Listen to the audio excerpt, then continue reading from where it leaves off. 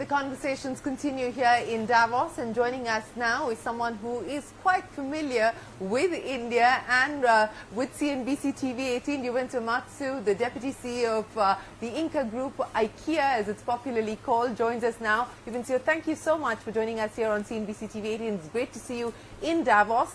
We last spoke when you were in Delhi taking stock of your India operations. Sales expansion has been a bit slow and losses have widened. Is that a cause of concern? How do you see that shaping up from here on? Very good. Good morning, Shereen. Nice to see a sunny day in Davos. It's part of the plan. So I always have said that we come here with a long term in India, and IKEA is a long term oriented company. So we are investing in setting the preconditions for long term affordability in the country. And we have invested, and we will keep investing, and we are very proud of the journey we are in. But at this point in time, while I understand the need to invest because you are setting up new stores, and we'll talk about that in just a second, but what about demand? What about consumption? Are you seeing any indications of any weakness at this point in time? No, it's customer love. India, we have 180 million visitors online. And then we have a lot of visitors online, and then our stores in Mumbai, in Hyderabad, in Bangalore are welcoming thousands of very good people who want to have a better life at home. The expansion plans now, and the expansion in the north specifically, let's talk about where things are and how soon you see those stores opening, whether we talk about Noida or Gurgaon. Yeah, as I said, we are operating in Mumbai, in Hyderabad and Bangalore. We are building, as we speak, two very big shopping centers, one in Gurugram and the other one in Noida. And this big shopping center will have an IKEA store. It's already under construction. It's an exciting project. And we will soon open online sales of IKEA in Delhi NCR as well. At the same time, we have offering online in Gujarat, in Telangana, in Andhra, in Karnataka, and we have opened for now 62 new cities for more online business. So, and then we are exploring and we are scouting for more opportunities to open more physical stores in these states and also in new states as well. So by when do you see yourself identifying the new states, the new cities that you could set up your physical stores in? Yeah. What's the plan there? Yeah, the plan is, of course, more in Delhi NCR, on top of the one in Gurugram and in Noida. We want to open more in Delhi NCR. We want to open more in Karnataka. We want to open more in Mumbai, in Maharashtra. We want to open in Tamil Nadu as well.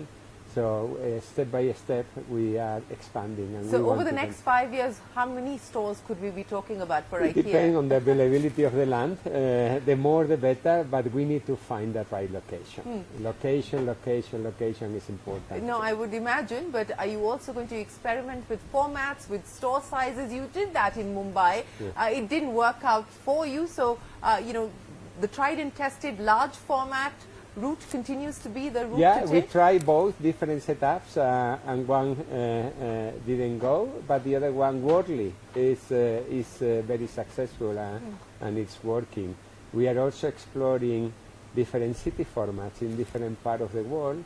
City store we have opened in Barcelona, in Tokyo, in London, and we want to do more of this in India, of course.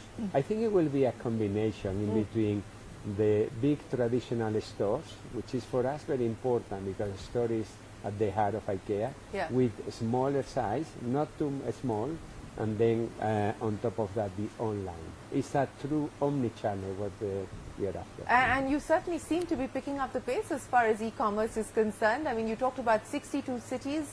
By when will we see these 62 cities have your online operations? It's already, we are expanding, and we are now more than 30%, around 30% of the sales in India are online, 70% are traditional store.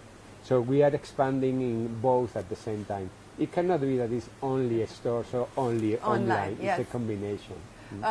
What about sourcing and the plans as far as sourcing is concerned from India over the next few years? Very good question. We are sourcing 30%, so we are very proud. We are sourcing 100% of the food range, which is fantastic. And we are now determined to go to the 50% now. And we are working now in really good discussion, with conversation with the government to try to have harmonized standards so we can produce more in India, so we can both use for domestic consumption, but we can export more from India. India only accounts for 1.5% of the global export of furnishing, not IKEA, in general, only 1.5. And can we agree that India deserves much more than that? Yes. So it's a fantastic opportunity, and we are in good conversation with the government to really set up India as a sourcing hub as well. Well, you know, what will it take to position India as a sourcing hub? You said that you're in conversation with the government in order to be able to achieve that objective. What are the specific asks? What are the enablers that you want the government to put in place? No, basically is harmonization with international standards. So factories in India can also use the same production and the same facility to have the same product outside. So if a standard are harmonized when it comes to the product requirement, that helps massively to do the export. There are, I think, more than 40 IKEA suppliers, and the IKEA sources team now is actively looking for more as well. So we feel very positive, actually, about the development. Well, you know, you're very positive on your continued expansion plans in India. You're in conversation with the government. And of course, you've been a long-term India observer, but also a passionate India lover, Juvencio. You know, what's been the big changes that you've observed in the way that Indians are spending, what they're spending on? What have been some of the surprising trends and how you're factoring those into IKEA's plans? Fantastic. I call myself an Indian ambassador in the business community. And you know, India is in my blood after living some years there. But no, what we are experiencing is India is love for cooking and eating, love for family, love for children, and all of these are shaping life at home. We have visited many homes in India. We are learning a lot from India. So it's not only how can IKEA contribute to a better India, it's how India is also making IKEA better, because we are learning a lot. And the idea is, of course, to keep offering affordable and sustainable life at home. We also feel very proud of our sustainability agenda. Do you know, Shereen, that 90% of the deliveries are EV, and it's 100% already in Pune, in Hyderabad or Bangalore. And then we are this year going to be 100% in the renewable energy in our operation in India. And we have achieved 80% recycling already in India. So it's more how can we combine affordability and sustainability together for better life at home. So that's as far as India is concerned, but what about the global outlook, Juvencio? You know, we're at the start of a new calendar year. What does the demand environment look like in 2025? What do you see as the opportunities and some of the big risks? In some markets there is a decline on the home furnishing sector, but IKEA is growing. And IKEA is growing despite of heavily invested in price reduction. So after COVID and after all the impact in supply chain, inflation impacted the life of many people over the world. That's why we were very brave last year, and we decided to invest 2.1 billion euros in lowering prices of IKEA products in all the markets where we operate. And now we see that despite of creating impact in the result, of course, it is also it was a good decision, because this is another proof point that IKEA is siding with many people.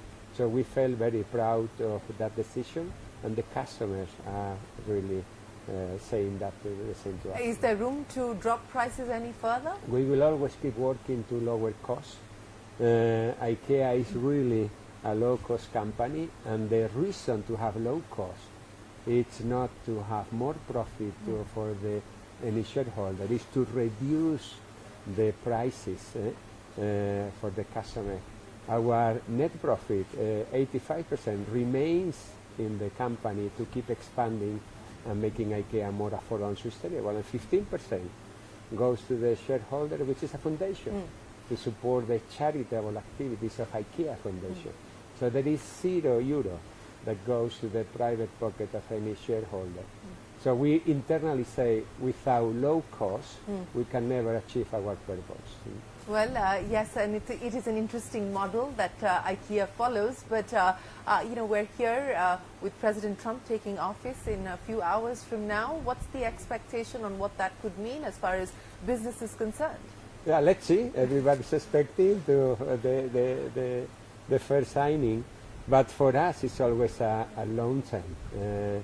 Of course, you have IKEA is built on the long term, and it's in the long term where we are really committed. We communicated more than a year ago, actually, that we were investing in US as well.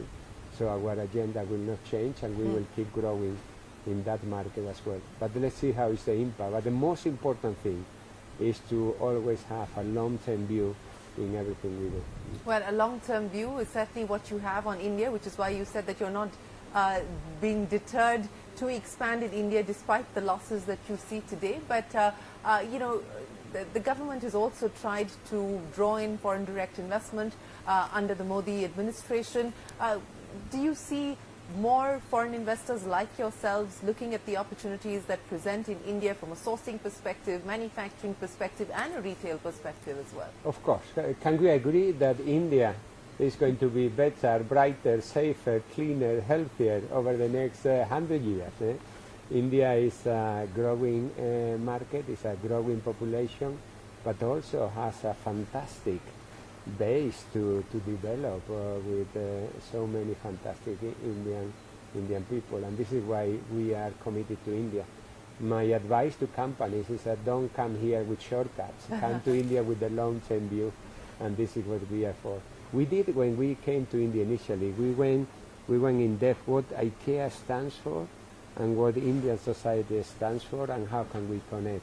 And we felt from the very beginning, a lot of connecting points. That's why we are deeply committed to India. Your heart is with India and in India, as right. you pointed out. Juvencio, right. Always a pleasure. Many, many thanks for joining us. We wish you the very best of luck with IKEA's expansion plans in India, and we look forward to seeing you back there. Thank you, Shereen. Thank you so much. Well, we will take a break here. That's the IKEA plan for India. More stores on the anvil, more e-commerce expansion as well. And, as Juvencio said, he is the Indian ambassador for India in the business community. So plenty of love there for India. A break, back in a moment with more.